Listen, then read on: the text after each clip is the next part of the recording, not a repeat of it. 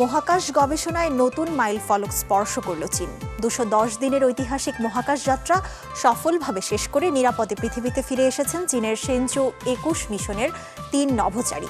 এটি চীনের মহাকাশ স্টেশনে কোনো একক ক্রু বা দলের সবচেয়ে দীর্ঘ সময় অবস্থানের নতুন রেকর্ড। চীনের মানববাহী মহাকাশ সংস্থা জানিয়েছে ৩ নভোচারী সম্পূর্ণ সুস্থ আছেন। শেনচৌ ২১ মিশনের অর্জন নিয়ে বিস্তারিত জানব প্রতিবেদনে। ২১০ দিনের দীর্ঘ মহাকাশ যাত্রা শেষে সম্প্রতি নিরাপদে পৃথিবীতে ফিরেছেন চীনের শেনচৌ ২১ মিশনের ৩ নভোচারী। চীনের মহাকাশ স্টেশনে একক ক্রু বা দল হিসেবে এটি এখন পর্যন্ত সবচেয়ে দীর্ঘ সময় অবস্থানের নতুন রেকর্ড। চীনের মানববাহী মহাকাশের সংস্থা জানিয়েছে মিশন কমান্ডার চ্যাংলু, নভোচারী উ ফেই এবং পেলোড বিশেষজ্ঞ চাং হংচাং সম্পূর্ণ সুস্থ আছেন এবং তাদের শেনচৌ ২১ মিশনটি শতভাগ সফল হয়েছে। ২০২৫ সালের ১ নভেম্বর থিয়াংকং স্পেস স্টেশনে প্রবেশ করেছিলেন এই নভোচারীরা। কক্ষপথে প্রায় ৭ মাস অবস্থানকালে এই দল মহাকাশ বিজ্ঞান, চিকিৎসা এবং প্রযুক্তির ক্ষেত্রে বেশ কিছু যুগান্তকারী সাফল্য অর্জন করেছে।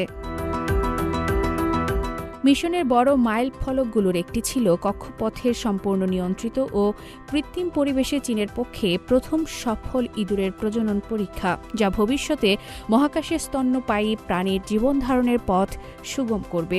এছাড়া মহাকাশের শূন্য মাধ্যাকর্ষণে তৈরি করা হয়েছে বিশেষ ইন্ডিয়াম সেলেনাইট ক্রিস্টাল, যা দিয়ে পৃথিবীতে তৈরি সেমিকন্ডাক্টরের চেয়েও উচ্চ ক্ষমতা সম্পন্ন ট্রানজিস্টর প্রোটোটাইপ তৈরি সম্ভব।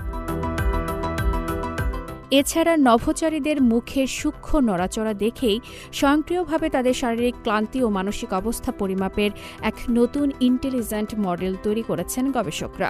চীন এবারই প্রথম মহাকাশে আর পনির বা মাটি ছাড়া কেবল বাতাসে চেরি টমেটো এবং গম চাষে সফল হয়েছে।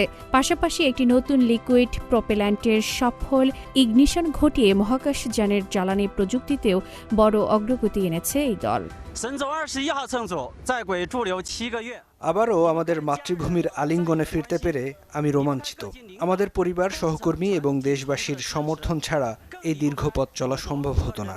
আমার দ্বিতীয় মহাকাশ অভিযান সম্পর্কে শুধু এটুকুই বলবো, একজনের নক্ষত্র সমুদ্রে যাত্রাকে সফল করতে পুরো দলের নিষ্ঠা প্রয়োজন।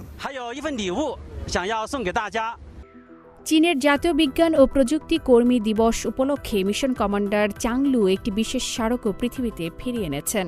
শেনচৌ ২১ উৎক্ষেপণের দিন গ্রাউন্ড সাপোর্ট টিমের দেওয়া একটি আপেল তিনি পুরো মিশন জুড়ে পরম যত্নে সংরক্ষণ করেন, যা বিজ্ঞান ও প্রযুক্তি খাতের কর্মীদের প্রতি শ্রদ্ধা জানাতে পৃথিবীতে ফিরিয়ে আনা হয়। অন্যদিকে প্রথম মহাকাশ মিশনেই ৩টি স্পেসওয়াক সম্পন্ন করে ইতিহাস গড়েছেন উ ফেই। বর্তমানে তিনি সবচেয়ে কম বয়সী চীনা নভোচারী হিসেবে এই অনন্য কৃতিত্বের অধিকারী। আমার প্রথম মহাকাশ অভিযানে এমন একটি গুরুত্বপূর্ণ দায়িত্বে নিযুক্ত হওয়া এক বিরাট সম্মান। দেশের আস্থা, পূর্বসূরীদের নির্দেশনা এবং পুরো ক্রুয়ের সম্মিলিত প্রচেষ্টাই আমাকে এই অভিযানটি সফলভাবে সম্পন্ন করতে শক্তি জুগিয়েছে। মহাকাশ স্টেশনে একাধিক জটিল বৈজ্ঞানিক গবেষণা কার্যক্রম পরিচালনা করা পেলোড বিশেষজ্ঞ চাং হংচাং জানান, মাতৃভূমির কারণেই তার বৈজ্ঞানিক আকাঙ্ক্ষা ও মহাকাশ যাত্রার স্বপ্ন আজ একসঙ্গে বাস্তবায়িত হয়েছে। ভূপৃষ্ঠের গবেষণাগার থেকে চীনের মহাকাশ স্টেশন পর্যন্ত আমাদের এই মহান মাতৃভূমি আমাকে আমার বৈজ্ঞানিক আদর্শ ও স্বপ্নের নিখুঁত সমন্বয় সাধনের সুযোগ করে দিয়েছে। ভবিষ্যতে এই অর্জনকে ভিত্তি করে মহাকাশ বিজ্ঞান ও প্রযুক্তিতে চীনকে আরও শক্তিশালী করতে কাজ করে যাব।